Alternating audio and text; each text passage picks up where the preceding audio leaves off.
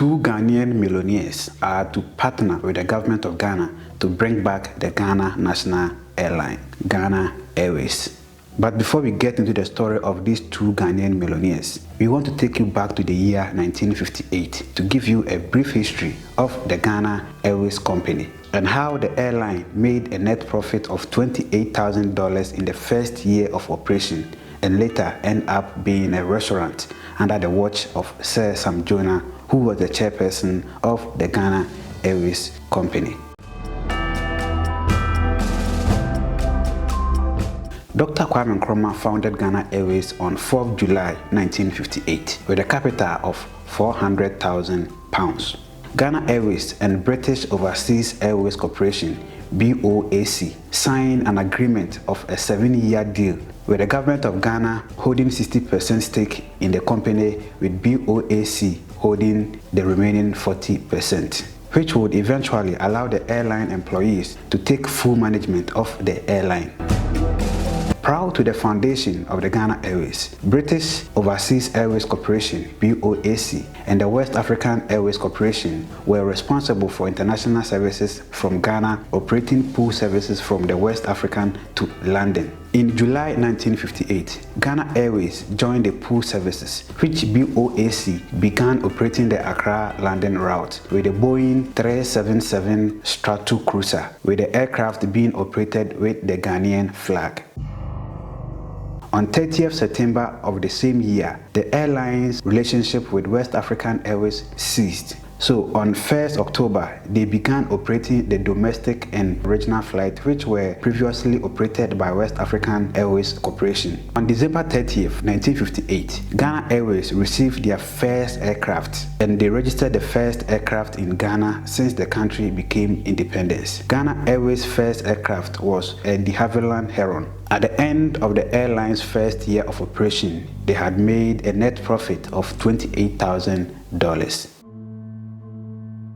Throughout the history of the airline, strategic partnership played a vital role in the airline's success. These partnerships include a pool agreement with Nigerian Airways, an aircraft lease from KLM, a lease agreement with Swiss Air, a pool agreement with Air Italia, and a cooperative agreement with South African Airways. The British Overseas Airways Corporation played an important role in Ghana Airways' beginning, but in July 1961, the Nkrumah administration wanted some foreign influence in Ghanaian affairs and saw Ghana Airways as a prime symbol of Ghana's statehood. So on 14 February 1961, the Ghanaian government agreed with the British Overseas Airways Corporation to buy out their 40% share in the airline. In 1990s and early 2000s, Ghana Airways added countless of routes, including services to John F. Kennedy International Airport in New York and Baltimore Washington International Airport.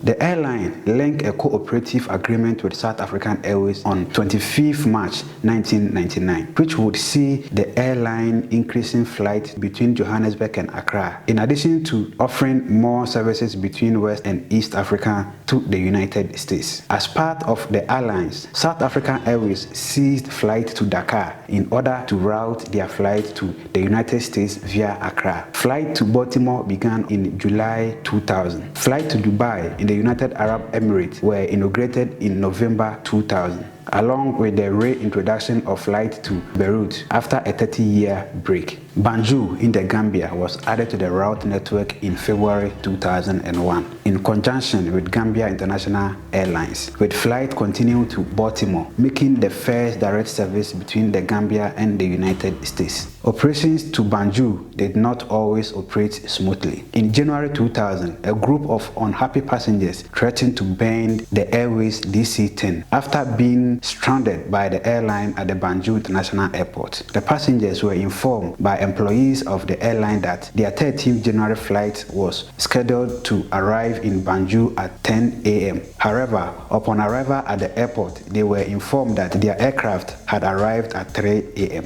and had already left for the United States. An official at the airport confirmed that a similar incident occurred on 6 January after the airline stranded 40 passengers after the flight arrived in Banjul earlier. One of the airline's DC-10S was seized at Heathrow Airport in June 2002 after a British creditor of the airline got a legal judgment in order to recoup some £4 million in unpaid debt. After the seizure, Sam Jonah, the then airline chairperson, stated that Ghana Airways was in 160 million debt and the airline would require a foreign partner if it were to survive. He also noted that the British creditor released the aircraft after the airline paid $1 million.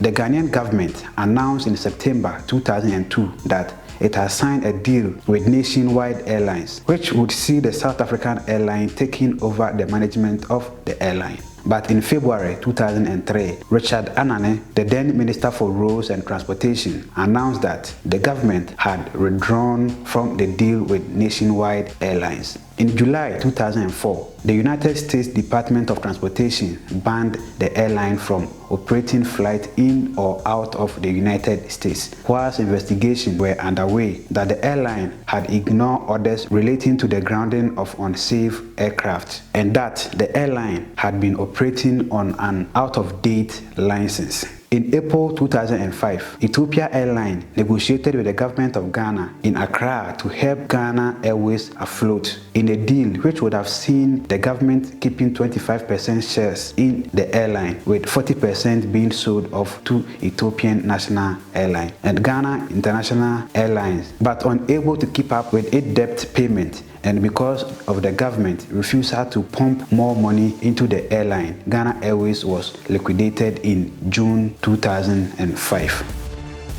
On November 17, 2021, Ghana Finance Minister Ken Ofori-Atta stated in 2022 budget that the government was in final stage of negotiation with a strategic partners to make Ghana the aviation hub for West Africa sub-region and also the establishment of home-based carrier. Now, in 2022, two Ghanaian millionaires, Dr. Osei Kwame Despite and his partner Ernest Ofori-Sapon, have teamed up to partner with the government of Ghana to establish a new home-based airline. It is expected that the carrier will operate under the name Asante Airlines, which has already acquired an air carrier license. According to Aviation Ghana, the partners have further submitted all required documentation for the first phase of regulatory processes leading to the granting of an air operator certificate.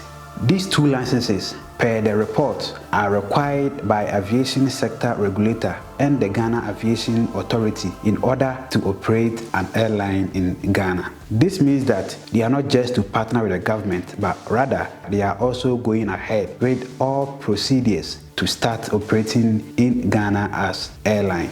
What do you think about this vision of these great men? Let us know your thoughts and suggestions inside the comment section below. My name is Sheriff Haruna. Thank you very much for watching and see you in our next video.